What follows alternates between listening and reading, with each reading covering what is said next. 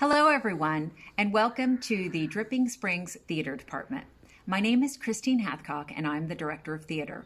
I'd like to welcome you to our Scenes from performances of Richard III by William Shakespeare and also The Illusion by Pierre Corneille, adapted by Tony Kushner. The rehearsal process for these particular shows were pretty intense, and the students handled it like champs. I know that you'll enjoy these performances and be as proud of the students as I am.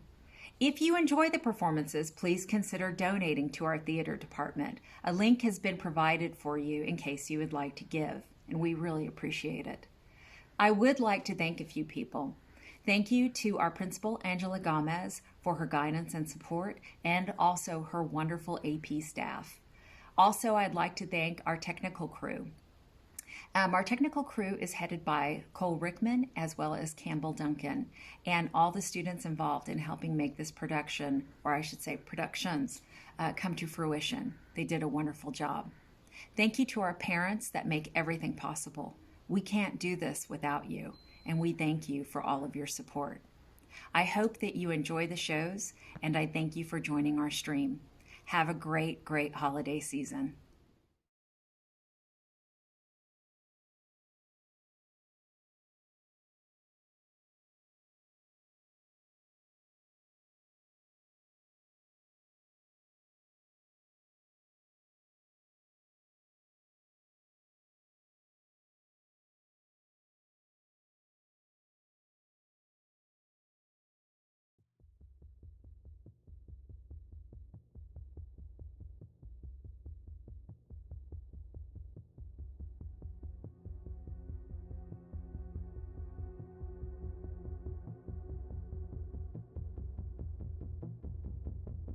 Now is the winter of our discontent, made glorious summer by the sun of York, and all the clouds that lord upon our house in the deep bosom of the ocean buried.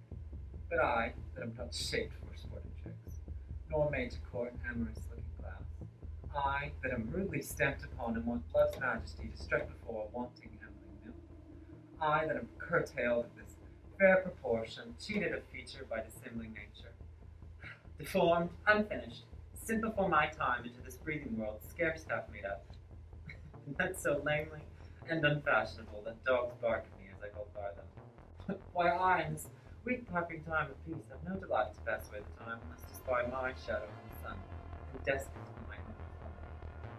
And therefore, since I cannot prove a lover to entertain these farewell spoken days, I am determined to prove a lover, and take the idle pleasures of these days.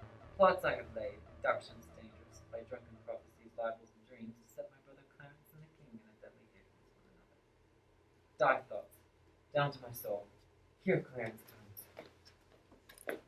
Brother, good day. What means this on guard that waits upon your grace? His Majesty, tending to my person's safety, hath appointed this conduct to convey me to the Tower. Upon what cause? Because my name is George. Alack, my lord, the fault is none of yours. But what's the matter, Clarence, may I know? Nay, Richard, for one I know, for I protest. Why, this it is, when men are ruled by women. 'Tis not the king that sends to the Tower.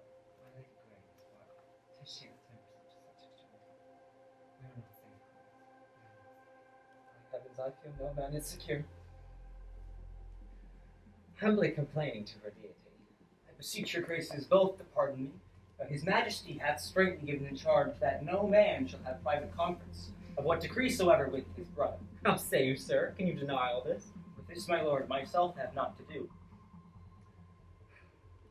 We are the queen's subjects, and must obey. Brother, farewell. I will unto the king. I know it pleases neither of us. Well, your imprisonment shall not be long. Meantime, have patience. I must perforce. Farewell. Go, tread the path that thou shalt ne'er return. Simple, plain Clarence, I do love thee so, that I will shortly send thy soul to heaven. He cannot live, I hope, and must not die till George be packed with post-horse up to heaven. For then I will marry Warwick's youngest daughter. What, thou killed her husband and her father? The readiest way to make wench amends is to become her husband and her father, by marrying her, which I must reach unto. But yet, I run before my horse to market. Clarence still breathes, Edward still lives and reigns. When they are gone, then must I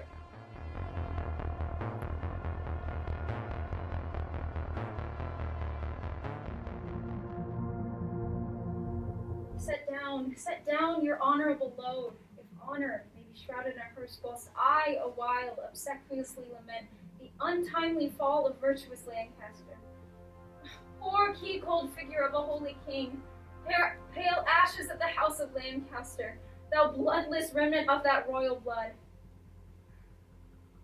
Be it lawful that I invocate thy ghost to hear the lamentations of poor Anne, wife to thy Edward, thy slaughtered son, stabbed by the self-same hands that made these wounds. If ever he have child, abortive be it, prodigious and untimely brought to light, whose ugly and unnatural aspect may fright the hopeful mother at the view, and that be the heir to his unhappiness. If ever he have wife, let her he made a miserable by the death of him, as I am made by my poor lord and thee. Come now towards Chertsey, take him from Paul's to be interred there, and still, as you are weary of the wait, rest you whilst I lament King Henry's course. Stay, you that bear the course, and set it down. Villain, set down the course, or by St. Paul I'll make a course of him that disobeys. What, do you tremble? Are you all afraid? Alas, I blame you not, for your mortal, immortal eyes cannot endure the devil. Avaunt, thou dreadful minister of hell! Thou hadst but power over his mortal body, his soul thou canst not have, therefore be gone. Sweet saint, for charity, be not so cursed. Foul devil, for God's sake, hence and trouble us not, for thou hast made the happy earth thy hell, filled it with cursing cries and deep exclaims. If thou delight to view thy heinous deeds, behold this pattern of thy butcheries. Blush, blush, thou lump of foul deformity, for 'tis thy presence that exhales this blood from cold and empty veins, where no blood dwells. Lady, you know no rules of charity, which renders good for bad, and blessings for curses. Villain, thou know'st no law of God nor man, no beast so fierce but knows some touch of pity. But I know none, and therefore am no beast. Oh, wonderful when devils tell the truth! More wonderful when angels are so angry.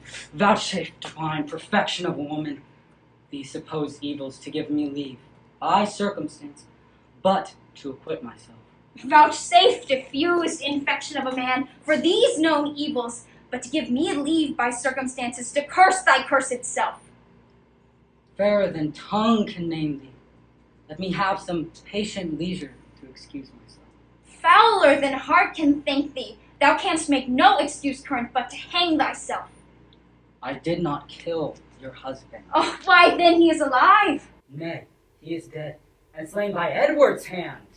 In thy foul throat thou liest. Queen Margaret saw thy murderous falchion smoking in his blood, which never dreamt, which once didst venge against her breast, but that thy brothers beat aside the point. Provoked by her slanderous tongue, which laid their guilt upon my guiltless shoulder. Thou wast provoked by thy bloody mind, which never dreamt on aught but butcheries. Didst thou kill this king? I grant you. Oh, dost grant me, hedgehog? Then God grant me too, thou mayst be damned for that wicked deed. Oh, he was gentle, mild, and virtuous. The fitter for the King of heaven that hath him. He is in heaven, where thou shalt never come. Let him thank me, that hope to send him thither, for he was fitter for that place than earth. And thou unfit for any place but hell. Yes, one place else, if you will hear me name it. Some dungeon. Your tomb. I'll rest betide the chamber where thou liest. So will it, madam. Shall I lie with you? I hope so. I know so, but gentle Lady Anne, to leave this keen encounter onwards, and fall somewhat into a slower method, is not the cause of the timeless deaths of these Plantagenets, Henry and Edward, as blamed was the executioner. Thou art the cause, and most accursed effect.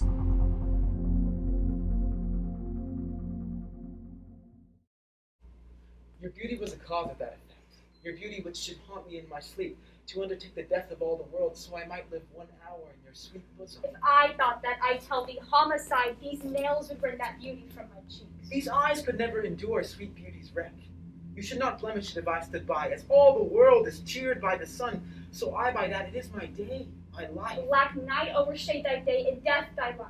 Curse not thyself, fair creature, thou art both. I would I were to be revenged on thee. It is a quarrel most unnatural to be revenged on him that loveth. It is a quarrel just and reasonable to be revenged on him that slew thy husband. He that bereft thee, lady, of thy husband, did it to help thee to a better husband. His better doth not breathe upon the earth. He lives that loves thee better than he could. Name him. Plantagenet. Why, that was he. The self-same name, but one of better nature. Where is he? Here. Why dost thou spit at me? Oh, would it were mortal poison for thy sake. Never came poison from so sweet a place. Never hung poison on a fowler toad. Out of my sight thou dost infect my eyes. Thine eyes, sweet lady, have infected me. Oh, would they were basilisks to strike thee dead. Teach not thy lips such scorn, lady, for they were made for kissing, not for such contempt. Aye, if thy revengeful heart cannot forgive thee, lo, here I lend thee this sharp-pointed sword, which if thou please to hide in this true bosom, and let forth the soul that adoreth thee, I lay it naked to the deadly stroke, and humbly beg for death upon thy knee. Nay, do not pause. 'Twas I that killed King Henry, but 'twas thy beauty that provoked me.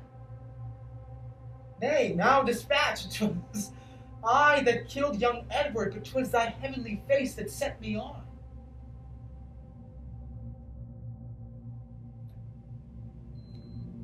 Take up the sword or take up me.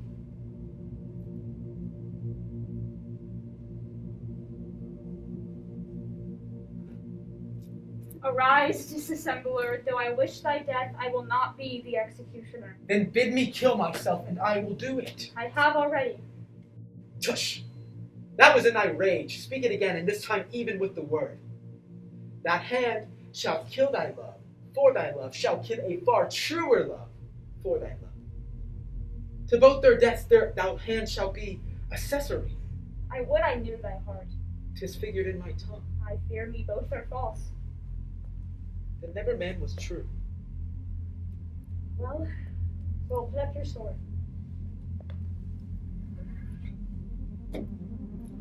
Say then. My peace is made. That shall you know hereafter. But shall I live in hope? All men, I hope, live so. Vouchsafe to answer. To take is not to give. This ring encompass thy finger and enclose thy poor heart. Where both of them, for both of them are thine. If thy devoted poor suppliant may but beg for one favor at thy gracious hand, thou dost confirm his happiness forever. What is it? That it would please thee, leave the sadness that I have caused me. Grant me this boon, I beseech you. With all my heart. And it joys me too to see thou become so penitent. Bid me farewell. 'Tis more than you deserve, but since you teach me how to flatter you, imagine I have said farewell already.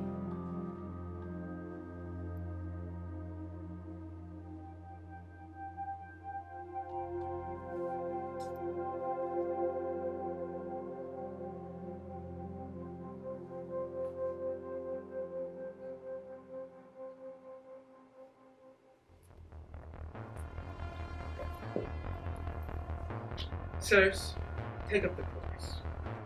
Was ever a woman in this humour room? Was ever a woman in this humour room? I'll have her, but I will not keep her long. What? I that killed her husband and his father to take in her heart's extremest hate, with curses in her mouth, tears in her eyes, the bleeding witness of her hatred by, having God, her conscience in these bars set against me. But first I'll turn Don Fellow in his grave, then return lamenting to my love. Shine out, fair sun, till I have brought a glass, so I may see my shadow as I pass.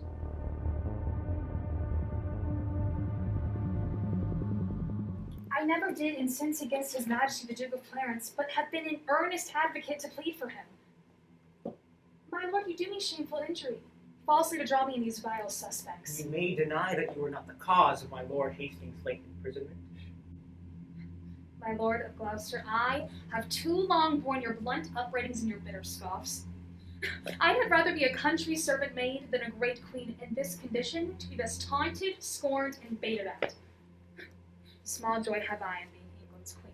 Lessened be that joy, God, I beseech thee. Thy honor, state, and seat is due to me.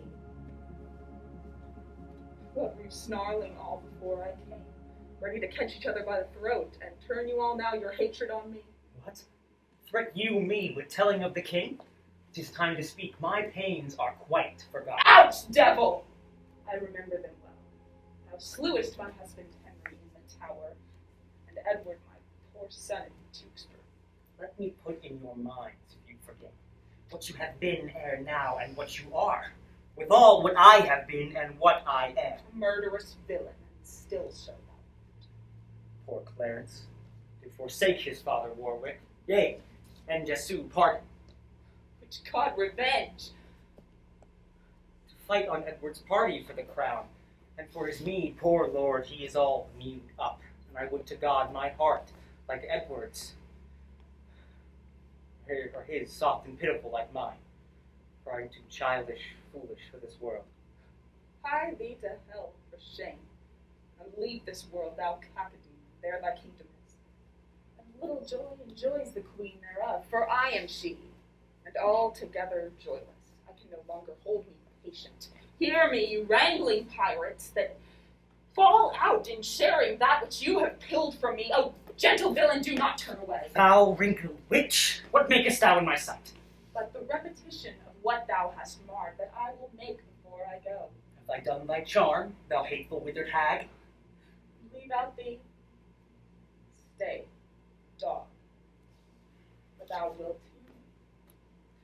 If heaven have any grievous plague that exceeds that which I can wish upon thee, let them keep it till thy sins be ripe, and then throw down their indignation on thee, the troubler of the poor world's peace. The worm of conscience still beg in all thy soul. Thy friends suspect for traitors while thou livest, and take deep traitors as thy dearest friends. No sleep close up that deadly eye of thine, lest it be of tormentous dreams fright thee.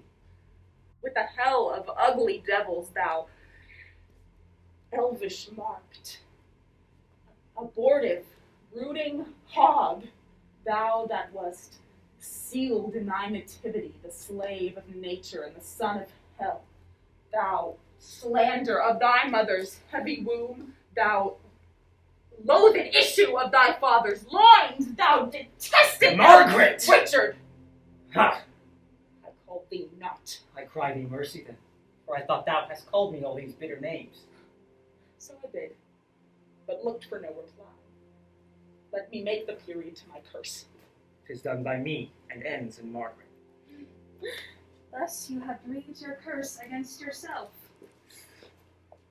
Poor painted queen, vain flourish of my fortune, why strewest thou sugar on this bottled spider, whose deadly web ensnared thee about? Fool, fool, thou whetst a knife to slay thyself, and there will come a time when thou wilt beg me to help thee curse this poisonous bunch-backed toad. What doth she say? Nothing that I respect. What? Dost thou scorn my gentle counsel, and soothe the devil on which I warn you? Oh, remember this another day, when he shall split your heart with sorrow, and say poor Margaret was a prophetess.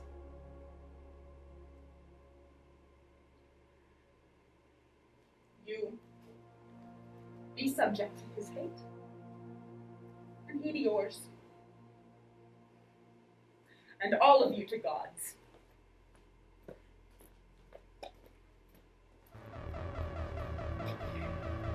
I cannot blame her. To God's holy mother, she hath had too much wrong. and I repent my part thereof that I have done to her. When there is conflict, I am the first to brawl with God's holy. These virtuous mischiefs that I set abroach in thee. An old odd end stolen by holy writ. And seem a saint when I most play the devil.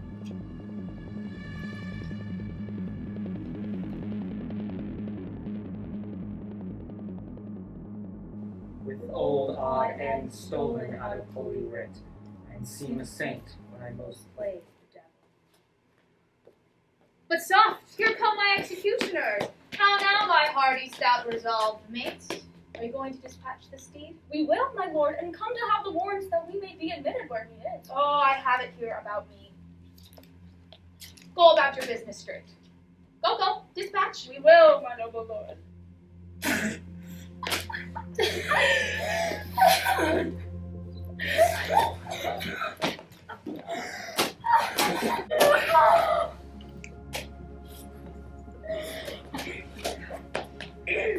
Ho! Who's here? Do so, it is a point of wisdom.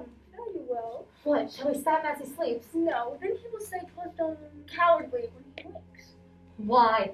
He shall never wake. He will not wake till Judgment's Day. Why, then he will say we stabbed him sleeping. The word judgment hath brought remorse in me. What? Art thou afraid? Not to kill him, having a warrant for it, but to be damned for killing him. Well, I thought thou hadst been resolute. To let him live, yes. Back to the Duke of Gloucester. Tell him so. He stirs. Shall I strike? No. Where art thou, keeper? Bring me a cup of wine. You shall have wine enough, my lord anon. In God's name, what art thou? A man, as are you. But not as I am royal. As you are loyal, we are... As you are royal, we are loyal. Who sent you hither? Wherefore do you come? To murder me? I! You scarcely have the hearts to tell me, and therefore do not have the hearts to do it. Wherein, my friends? Have I offended you? Offended us? You have not, but the king. I shall be reconciled with him again. Therefore, my lord, prepare to die. The deed you undertake is damnable. What we will do, we do upon command. And half command is the king. If you love my brother, hate me not, for I am his brother and I love him well. If you be high for me, go back, and I shall send you my brother Gloucester, who will reward you for more of tidings of my life than Edward will for tidings of my death. The king? No. As snow and harvest, thou deceived thyself. 'Tis he that sent us hither now to slaughter thee. It cannot be, for when I parted with him, he hugged me in his arms, and he swore with sobs that he would labor for my delivery. Oh, Your brother Gloucester hates you. make peace with God, for you must die. Turn around, my lord. Take that! Oh. There! And if all this won't do, go, coward, as thou art, so do not I. Now must I hide his body in some hole until the Duke take order for his burial. And with my mead I must away, and this will out, and here I must not stay.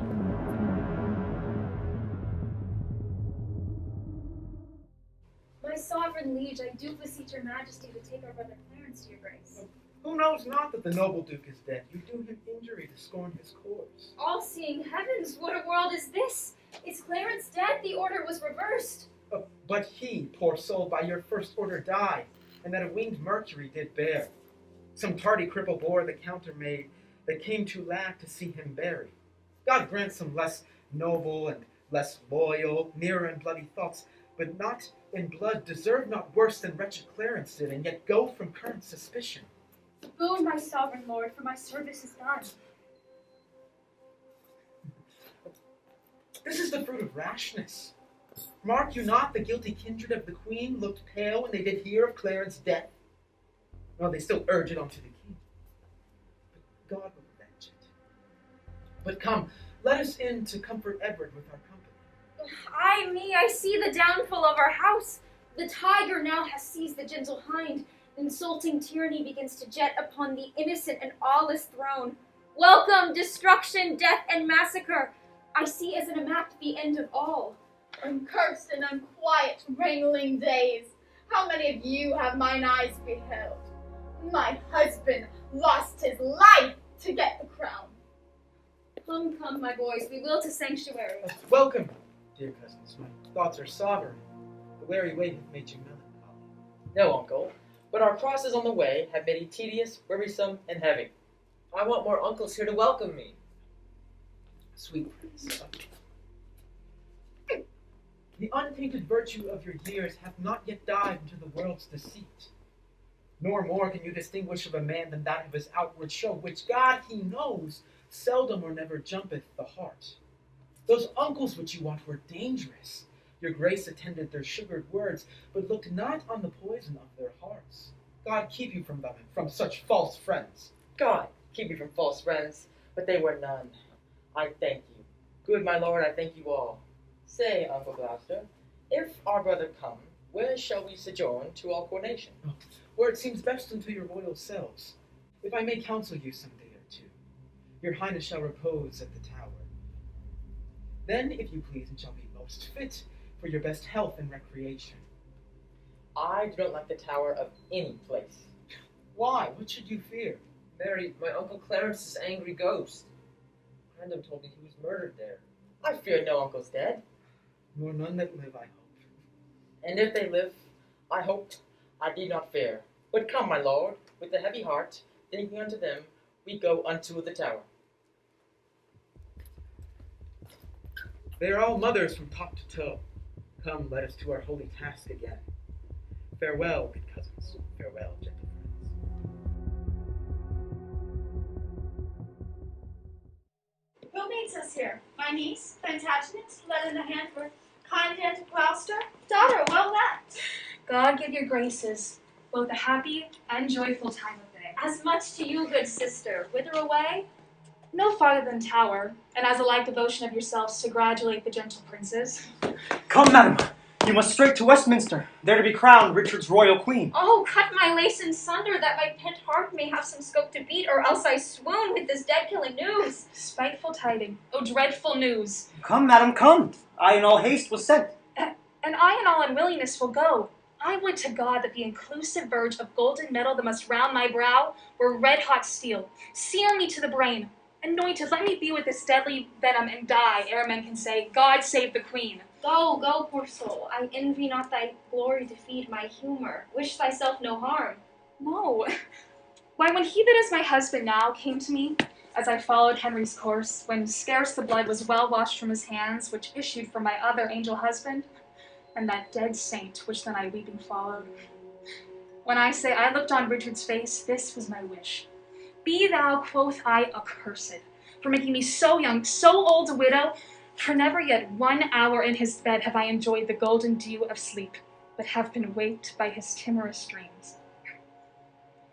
Besides, he hates me for my father Warwick, and will, no doubt, shortly be rid of me. Farewell, thou woeful welcomer of glory. Adieu, poor soul, that takest thy leave of it.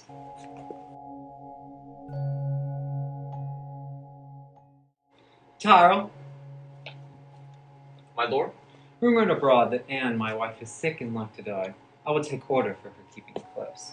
Inquire me out some mean-born gentleman, whom I will marry straight to Clarence's daughter. The boy is foolish, and I fear him not.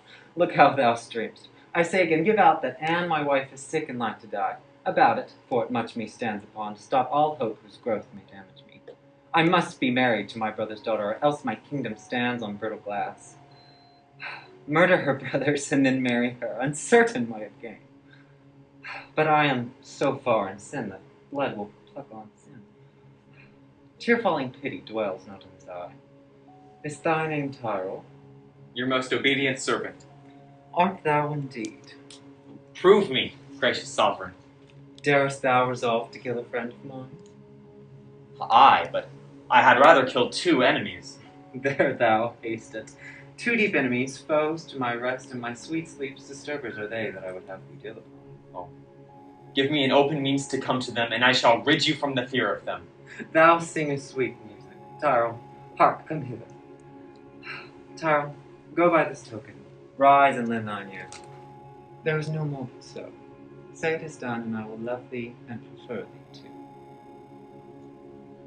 It shall be done, my lord. Shall we hear from thee, Tyrell, ere we sleep? Ye shall, my lord.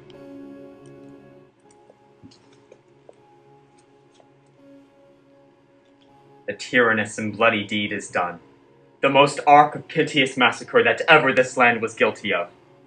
Dighton and Forrest, whom I did suborn to this piece of butchery though they were, fleshed villains, bloody dogs, melting with tenderness and kind compassion, wept like two children in their death's sad stories.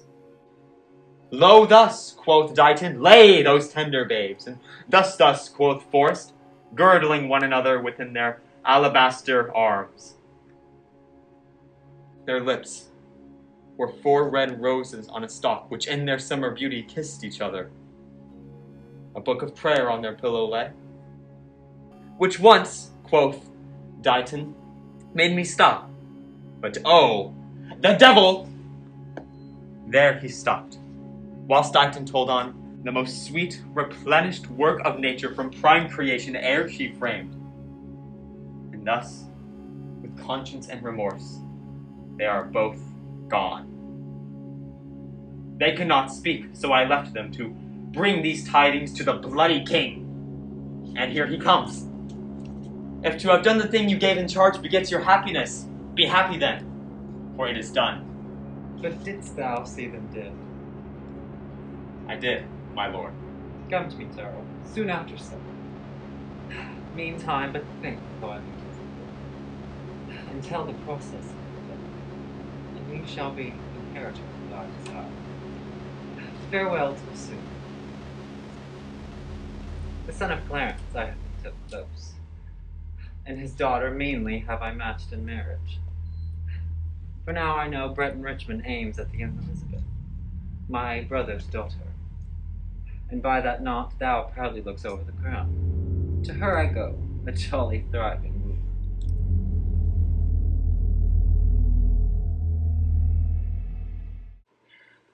Oh, my young princes.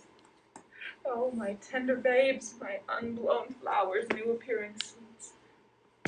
If yet your gentle souls fly above me and be not fixed in doom perpetual, hover about me with your airy wings and hear your mother's lamentations. So many miseries have crazed my voice that my woe-weary tongue is mute and dumb.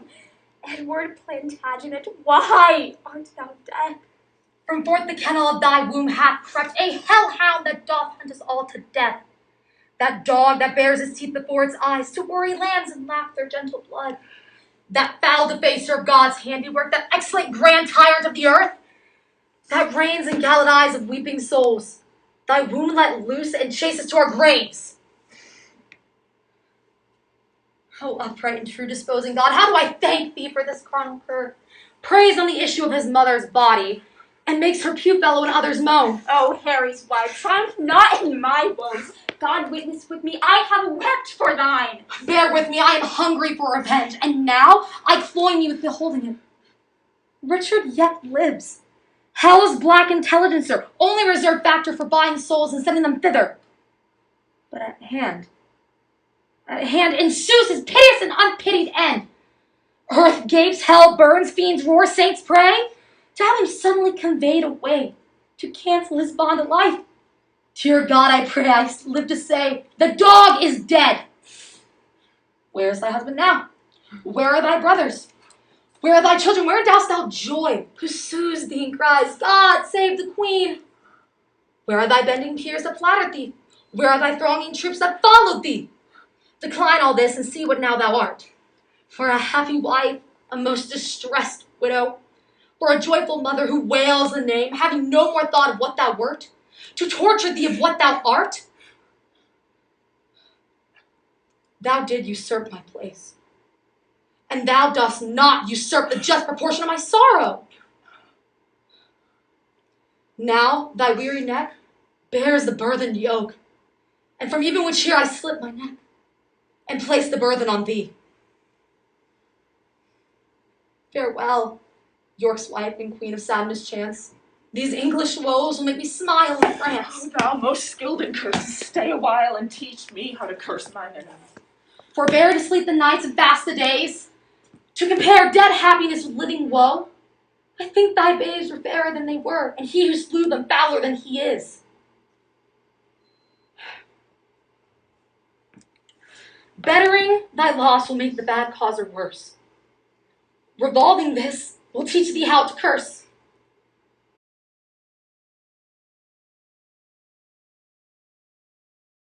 Who intercepts my expedition? Oh, she that might have intercepted thee by strangling thee in her accursed womb, from all the slaughters wretched that thou hast done. Hidest thou that forehead with a golden crown, if that right were right? The slaughter of the prince that owed that crown, and the dire deaths of my 2 sons and brothers. Tell me, thou villain slave, where are my children? Art thou my son? I think my father, God, and yourself. Then patiently hear my impatience. Madam, I have a touch of your condition which cannot brook the accent of reproof. Oh, let me speak. I'll do so, but I'll not hear. Let me march on, and not offend your graces. Strike the drum. I prithee, hear me speak. You speak too bitterly. Hear me a word, for I shall never speak to thee again. Oh, so. Either thou wilt die by God's just ordinance, ere from this war thou turn a conqueror, or I, with grief and extreme age, shall die, and never look upon thy face again. Therefore, take with me thee my most heavy curse, which in the day of battle shall tire thee more than all the armor that thou wearest. My prayers on the adverse party fight, and there the little souls of Edward's children whisper the spirits of thine enemies, and promise them success and victory. Bloody thou art, bloody will be thy end. Shame serves thy life, and doth thy death attend.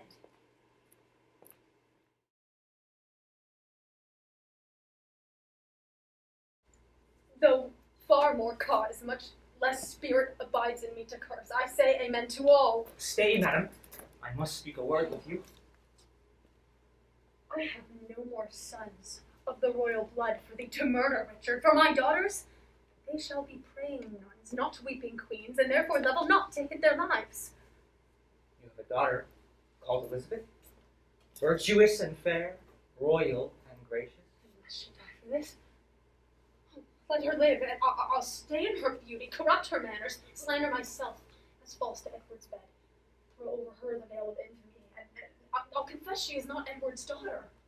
Knowing of her birth, she is of royal blood. To save her life, I'll say she is not so. Be not so hasty to confound my meaning. I, with my soul, love thy daughter, and mean to make her Queen of England.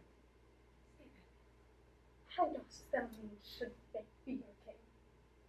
I, the one who makes her Queen, who else should be? What, thou? I, even I, what thou sayest. How canst thou woo her?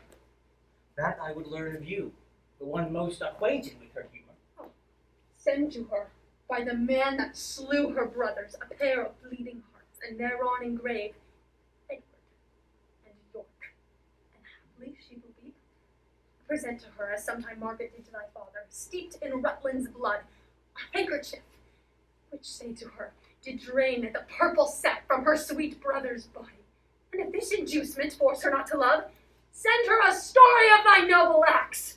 Tell her thou madest away with her uncle Clarence, and yet, for her sake, madest quick conveyance with her good Aunt Anne.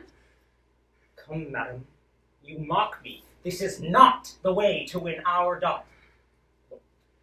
Men shall deal unadvisedly sometimes, and give leisure to repent thereafter. If I did take the kingdom from your sons, to make amends, I'll give it to your daughter. Your children were a vexation to your youth, but mine shall be comfort to your soul. These fair lines quickly call home great prosperity and dignity. A king call your beauteous daughter wife. Go then, my mother, to thy daughter go, and make full her bashful years of your experience, and prepare her ears for a wooer's tale, and prepare thy daughter for a conqueror's And day. what were I best to say? her father's brother would be her lord, or shall I say her uncle? Under what title shall I woo for thee, that God, the law, my honor, and her love can make seem pleasing to her tender years? Say, she shall be a high and mighty queen. Wail the tide, as her mother doth.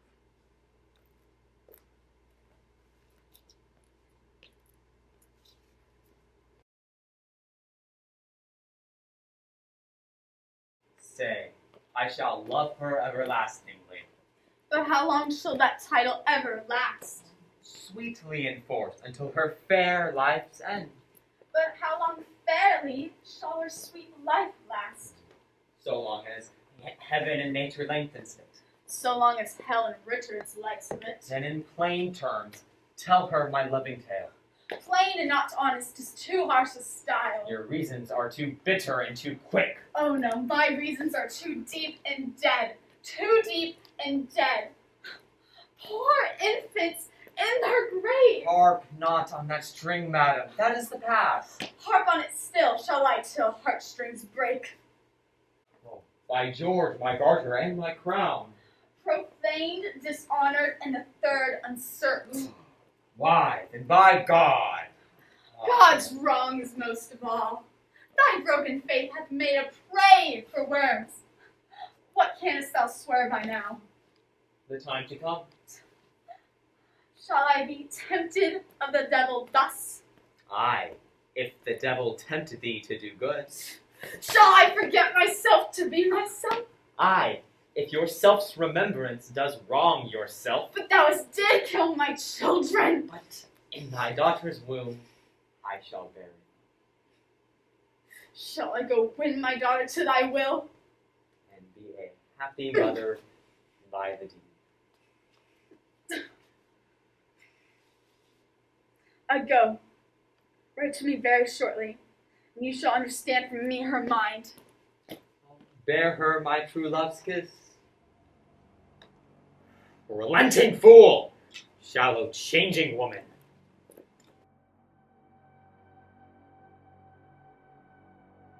How now? What's news with you? None good, my lord, to please you with the hearing, nor none so bad, but it may well be told. Boy, day. A riddle. Neither good nor bad. Why dost thou run so many mile about, when thou mayst tell thy tale a near way? Once more, what news? Richmond is on the seas. There let him sink, and be the seas on him. White-livered renegade. What doth he there? Stirred up by Dorset, Buckingham, and Ely, he makes for England, there to claim the crown. The sword and sword. Is the king dead? The empire unpossessed? Aye. Thou wouldst be gone to join with Richmond. I will not trust thee so. The most mighty sovereign, you have no cause to hold my friendship doubtful. I never was, or never will, be false. Go muster. Out on you, owls! Nothing but songs of death? March on! March on! Since we are up in arms, away towards Salisbury. While we reason here, a royal battle might be won and lost. Someone take order, Buckingham, rebuff Salisbury. The rest, march on with me. Give me a horse. Hark! I hear the drum. Fight, gentlemen of England. Fight, bold yeomen. Draw, archers. Draw your arrows to the head. Spur your proud horses hard and ride in blood.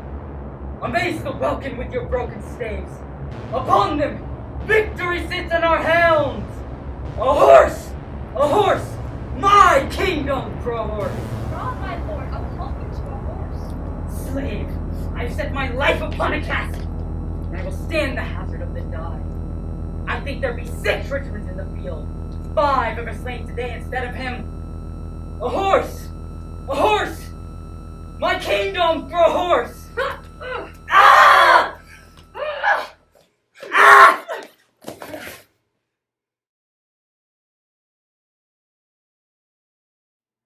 God and your arms be praised. Victorious friends, the day is ours. The bloody dog is dead.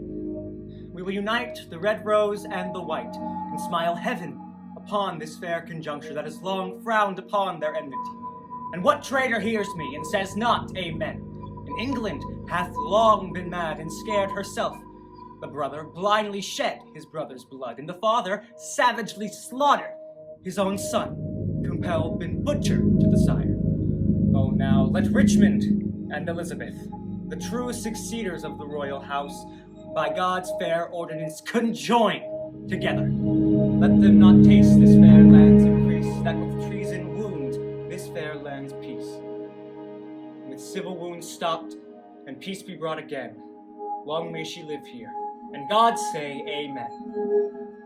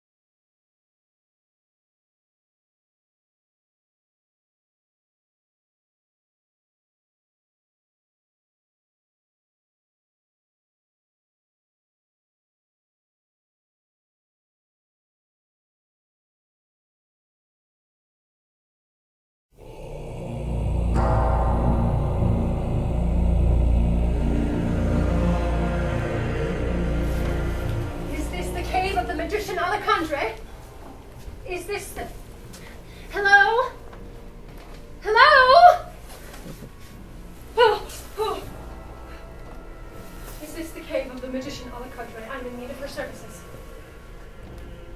Is your master in? Can you speak? I followed the directions very carefully, and I shouldn't have come at night. To be honest, I'm ashamed to be seen in a place like this. I am the Primate of Avignon.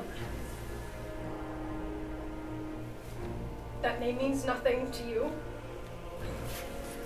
Assure your master I can pay more than adequately. Say something! Move! Fetch! Announce me! More light? Very well. I must have the wrong address. 1,000 pardons and good night. He cannot speak because he has no tongue. And because he's deaf, he didn't catch your name. I'm looking for the sorcerer Alejandre they told me lives in this dismal pit. Turn around. Oh, what do you want? What do you want? This is close enough. My time is precious to me. Your business or go away. It's something personal. So ashamed. I'm not ashamed of anything. Then why not declare your business openly? Is he really deaf and dumb? I did the surgery myself. I, too, am in need of privacy. He's my servant. He serves me devotedly, all the better since I had his eardrums pierced. You are troubled and unhappy. What crimes have you committed? Confess. I destroyed my son years ago when he was barely a step past being a boy. He seemed dangerous to me in all sorts of little ways. You murdered your son. I might have. He ran away before I had the chance. Disappeared. I helped himself to as many valuables and as much money as I had left unlocked and fled. That was 15 years ago, and I've never had a word from or about him. Which explains your long journey from Avignon to me. I never thought I'd make it. I hear you can bring to bear on any situation certain skills. Even if I could restore your son to you, I wouldn't. He's lucky to have escaped. Well, but I've changed. For the first time this year in early spring, I faced death in the form of a sharp and surprising tear at my heart. Nothing of my past, my life for the past 15 years is real to me, and I can't face death until I see him again. I can't stop thinking about him. I want to tell him I love him. I want to make him heir to my fortune, and he must be very poor. Oh, impossible! You've called him back to me. What did you expect? Information, memory restored. I don't know, but safely and painlessly. I want to speak to him.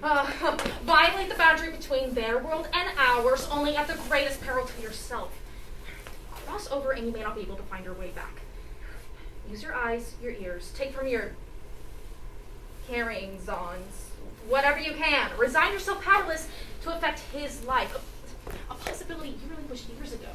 That if he teeters on the brink of some fatal trap, you can call out a warning.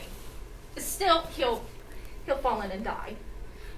I'll show you his life, just as he's lived it, since you cast him off. How it ends, I cannot say. I have seen the most splendid vision. What is he talking about? He is frequently in love. The vision's name is Melibea. Oh, that one there? Your son's great passion, his living dream. If we retreat now, the first phantasma can commence. Inside this garden wall encircles paradise, and if I touch the stones, I can feel her heart beating. And I know it's beating for me. Melibea, it's freezing out here. Open your garden wall. Oh, it's not cold. It's spring and warm, and I know who you are, Callisto. Callisto, his name is not... You can't come in. Out here, Melibea. Look out here. You're silly and you're poor, Callisto. You make me nervous. Please go away. Let me in or I'll stab my eyes out. Leave or I'll have you arrested. I don't know who you are, Callisto. That probably isn't even your real name. You're an imposter.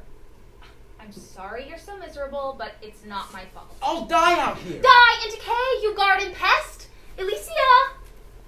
Ma'am? Make sure that leper stays outside. You can always depend on your trusty maid. Let's have a look. Oh, God. Another one. Another what? Another suitor. This is a private garden. You'd better leave. Make me. Oh, well, I left something inside. No. If you love Melibea, fight for her. I don't want to fight you. You have to. We're rivals.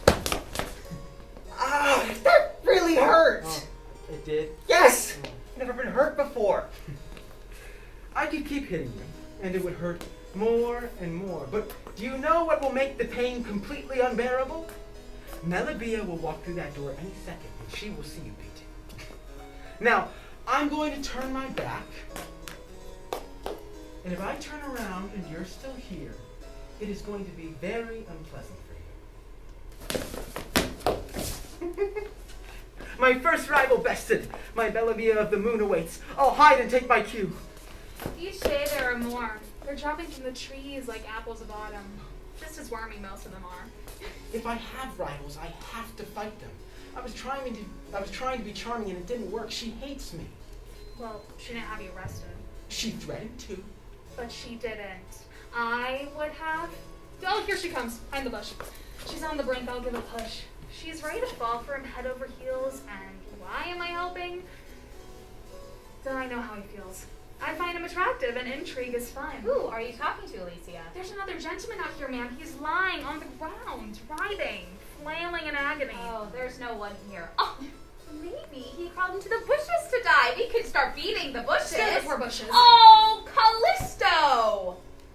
He's found yet another way to make a spectacle of himself. That troll, that fountain of dreadful metaphors. Make him go away. I hate him, I hate him, I hate him, I hate him! It's going very well. Congratulations. I'm not done yet. I know just what you mean, ma'am. The minute I saw him, I said to myself, I hate that man. For one thing, he is so ugly. Isn't he? Remarkably ugly. Warty, like a squash. Well, I mean, not as ugly as that, And but incredibly stupid. stupid. Melibea, so fair, little star of dawn. Actually, I kind of like the part about the little star of dawn. You're far too sensible to fall for that stuff. I mean, obviously you aren't worth such intense adoration. What do you mean by that? I mean, you're perfectly nice and all, but you're not exactly the little star of dawn. Well, you thought I am. But he's a troll. Yes, but But there are worse things than trolls. Trolls are, well, unusual. they are. And sweet. Maybe a little. Not Callisto? He'd probably be better behaved and sweeter still if it wasn't for that toothache. Toothache? He has a toothache? Oh yes, you didn't hear? A horrible toothache for 8 days running. Oh, there is nothing worse than a toothache. His manservant tells me Yes. that to ease his terrible pain, The toothache? the toothache, Yes.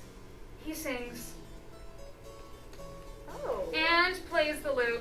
Oh, I love the And lute. singing and playing, handsome as God, he's like Orpheus. He is Orpheus, and I'm his Eurydice. Rescue me from hell! Pardon? I said I don't feel well. I'm gonna go to my room. If I see him again, maybe I could give him your handkerchief. He could use it to wipe his brow. Or I could do it for Don't him. you dare! I mean, he can wipe his own brow. I mean, here.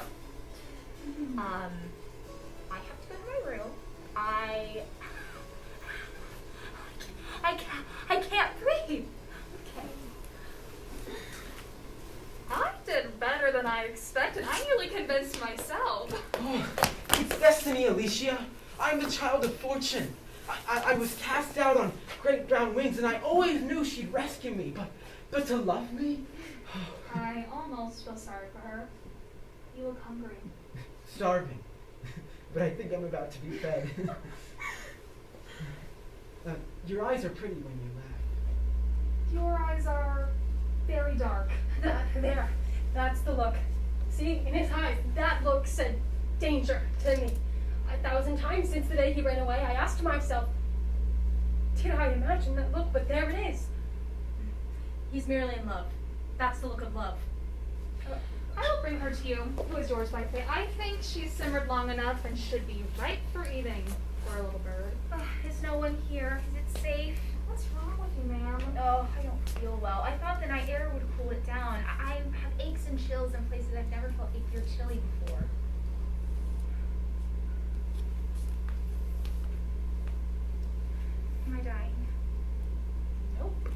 Where God gives a wound, he also gives a remedy. This very plant for this milady. Pluck it, please, and bring it to me. Melibea, you aren't drawing away. Are you shivering? It's cold. I'll keep you warm. Just save me from burning. You're the answer to my every need. You have to run. Claribel's told your father he's arming the guards with shovels and spades. I will return, my own adored. Wait for me with my great love for you. The visions are disappearing. What's happening? Hello! A great leap has taken place. Days, weeks, months, years, perhaps.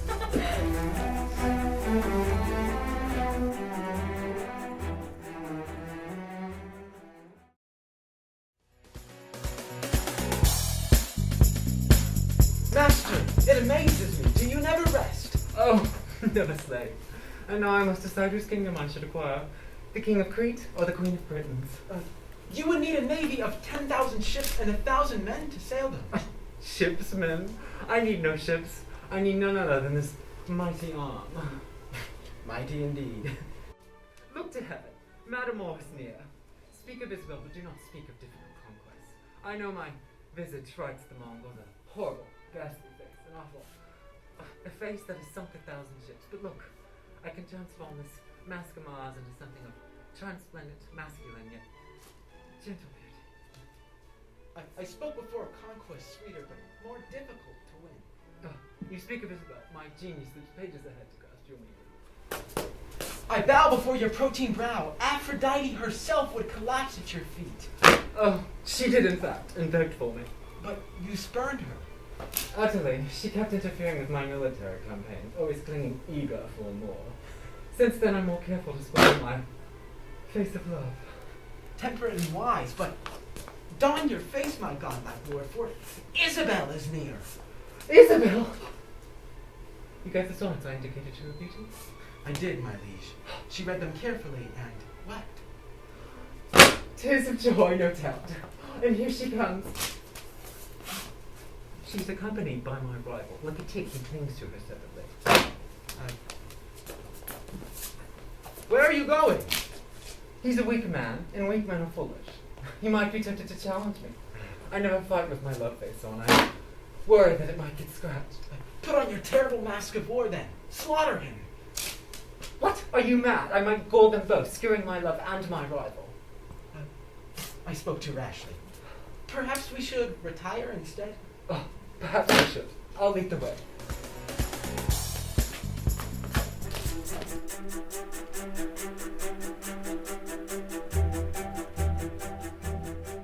Listen to me. Your father's chosen you. You know he has. I have to ask you, is not through love, and invoke the law and his paternal right to settle your affairs as he sees fit. That's a dead and desperate move. I'm traded as goods, taken with a handshake and a bill of sale. I'll take my chances. Your father's walking in his garden. I'll close the deal. The bill of sale was drawn up long ago. Please, a draft. You pity me. I can't be guided by pity for you. My love's too fierce, it won't permit me to pity the woman who hates my love. I go now to claim you, my bride. Madam, do not be alarmed to see your gutless suitor fled away. He saw me coming. And instantly ran. When Matamore approaches, everyone retreats. In fact, I felt an urge myself. I am so great at times, I even want to flee myself. But stay with me. I'll extemporize another sonnet to your grace. No. It's okay. No, I meant not while the sweet music of the other 12-year-old is still ringing in my ear. You are as beautiful as you are wise. An excess of sweetness is as disagreeable as a lack of critical. That's rather good. Delamont, write that down. It's Clindor, sir. Whatever. Record that last remark. I'm recording my pithiest saying in the book. This one, sir, is full of pith. Oh, really? Read it back to me. Polish it up and give it to me as a present. I adore a well-polished epigram. Well, I have 1,000 others. No. I want this one. Go to work. Your messenger of love can press your advantages while you're gone. I will buff it to her brilliance and make it shine. Delamont! Clindor. Whatever. If the Queen of Iceland should arrive, tell her I am indisposed. The Queen of Iceland? Oh, will not let me rest. Pursues me in her sled and wants my fiery love to thaw her frozen marriage bed. That's all so good. Gentlemen, write that down. I'm off to shine my epigraph. It'll take 1,000,000 years, I think, to make that saying shine. Do you, messenger of love, think you can amuse me for as long as that? For several years? Without a doubt. Once there was a poor orphan, a servant, without lands or mean or title, forced from his home by an unloving mother, who found employment with a lunatic squire, working as his bootblack secretary and more.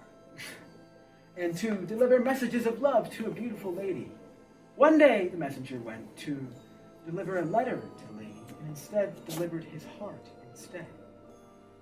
Did the lady accept? Do you think she did? Yes, I think she did. And they fell completely and deeply in love. Ugh, there's a rival. There's always a rival. In all such cases, obstacles are only obstacles until they're overcome. In all such stories, they exchange some token.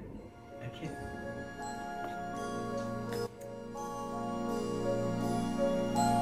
Master, I refuse his advantages. My heart is occupied by other matters.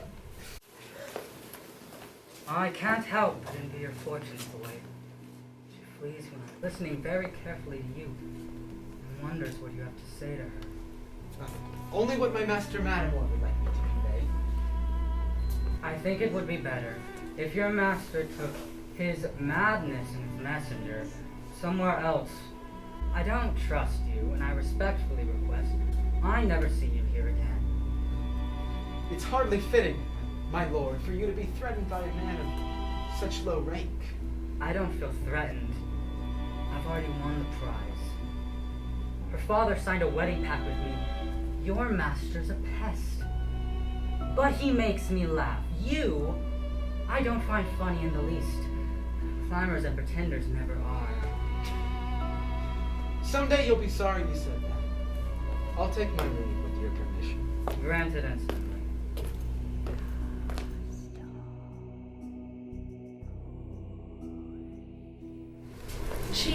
She worships him. I admit I had some hand in shaping her opinion of this man, but she's sick with love. I'm worried for my mistress' sake. He can talk like the devil, beautiful words, and scatters them freely in every direction. Your loyalty's impressive. Is it for sale? Not on the open market, but for a good cause. Will this do as a deposit? I'm all for you. I want to catch them. Easily arranged. Will Callisto be hurt? Yes. I can promise you that. By this betrayal I bait the trap. It's not for the love of a glittering stone that I set the stage of this bloody deed. I only seek justice, to punish a sinner. And here comes the cat, sniffing for dinner. I'll be cold fury in my fatal resolve. Good morning, sir. Did you sleep well last night? Oh, like a statue, Lise. I didn't stir once the bed sheets weren't even wrinkled. Now, isn't that odd? When I left, all your linen was thoroughly mussed. I'm glad I could help you to a good night's sleep. You have a letter. Is it for me? No, it's addressed to my one faithful love. And since it's from Isabel, it can't be for you. Are you angry? No, not angry, darling. I've discovered a new feeling, one that has no name. My heart is full of it. If I could make a broth, one sip would curl your lips from your face and send you straight to hell. But I'm not angry. I haven't been untrue to you. She'd be surprised to hear you say that. I'm a little taken aback myself. I love you both, equally but differently. Your beauty and her money. Well, that's blunt. Do as you intend to do, go where the money is. I do desire you, but I also do desire Isabel and all that Isabel affords. I'm tired of being poor. Go where the money is, I'd do the same. I know you would. She'll meet me? In the arbor. I'll go there and wait for her. You're so beautiful it's dangerous to stay. My desire might get the best of me. The best of you? Now that's a laugh. I've had your best and you've had mine. I'll tip him out, this servant man, and watch him tumble down. Let him pay! That's how it has to end. they're all in a league against him. It's too upsetting, and I don't like what's going on. But it's history. It's memory. Closing your eyes can't alter that. I can leave. Oh well. Your tricky heart. I understand the tension. I do. Allow me to make a small adjustment. On the other hand, if revenge tastes as sweet as they say it does, this tastes so like grass because as much as I'd love to spoil his plan, I'm still in love with this cat-like man. And there's nothing accomplished by killing the cat. And with that, here comes the king of undoing. I have a sweet Isabel, my epicrat. Gone. What's becoming of Mr. Scullion? My mistress has become... I cannot say. Oh, tell me, puppet, where has she gone? In the arbor, with your servant man. I beg your pardon. That beaming, gleaming wonder is at this very moment down in the arbor with your servant man, and they're not pressing grapes. A fortress pitbull foul, just ball, perfidious chamber part! Truest chambermaid, do you think such a gross leviathan as myself would stoop upon my soon-to-be empress of limitless realms? It is grotesque, it is vile, it is loathsome. Where's the other path? Down that path. I knew that already. Thus I swept the offended manimal away. I must recant my treason. Undo what I have done, unravel this deadly design. Though I pray that madness travels faster than the spirit of revenge.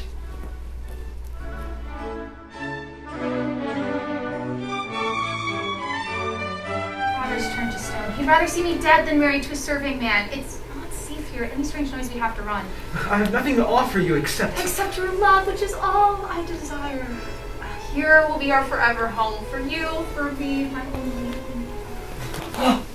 By Jove, let Jove in heaven split this thunderbolt with usurperous dog, this treacher! Oh God. Is he dead? No, not dead, merely overcome. It's you, Telemont, unspeakable Machiavel. You have two choices. One, to be seized by the hills and flung to celestial fears into an abyss. Sounds bad. Oh, it is. Or two, to be transformed by a spell I know into the lowliest of creatures, the naked mole rat. Therefore, to be stepped on by my puissant boot and made into a little rat-skin purse for her to wear, embroidered with the words, "Thus died Delamont, traitor to his lord." Actually, there is a third choice. There is. Yes, I could beat you to a bloody pulp. Look, you've obviously learned a great deal from me. Just say you're sorry and we part as friends. Do you prefer that? I prefer to throw you in the river. I can't swim. No, that's too bad. I give her to you as one warrior to another. However less I have so many lives, I guess I can share. Oh, it breaks my heart, but I take solace in knowing how relieved the Queen of Iceland will be. Oh God! My young apprentice Delamont has learned so well he far surpasses me. God.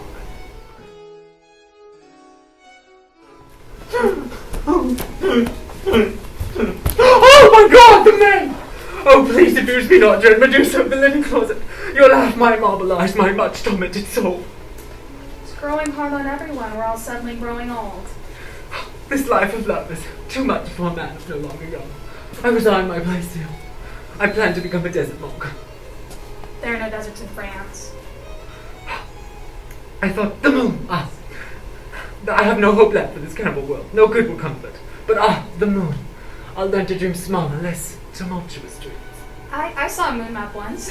There's a sea I remember called Tranquility. If you do learn, come back and give me instruction. I can't mop and bucket. But I will find that sea where respite's granted every weary wanderer of war, and drink a cup of its water to you. Adieu, adieu. More than remember, I'll worship you.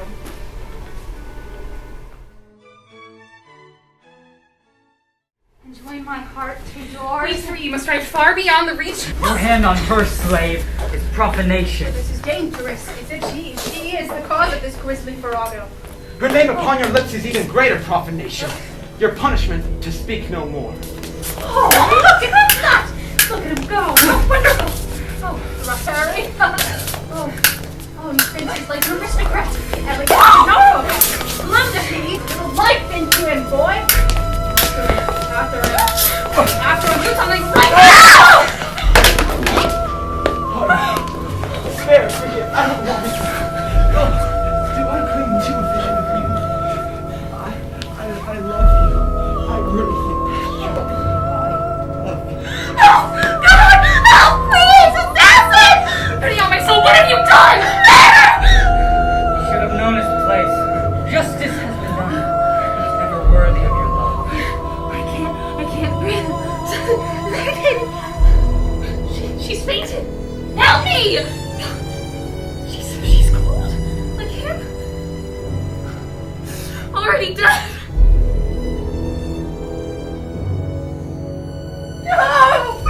No, this cannot be my son. Gone. Oh, look, what is this? What's happening to my eyes? Am I bleeding? No, it's clear. Some kind of liquid. Oh, good! Oh, save a speck for me for this precious lighted crystal pendant for this infinitesimal sea page. I turned the thumbstick machinery, erected my rickety carpentry illusions for this! To see your heart soften just a bit.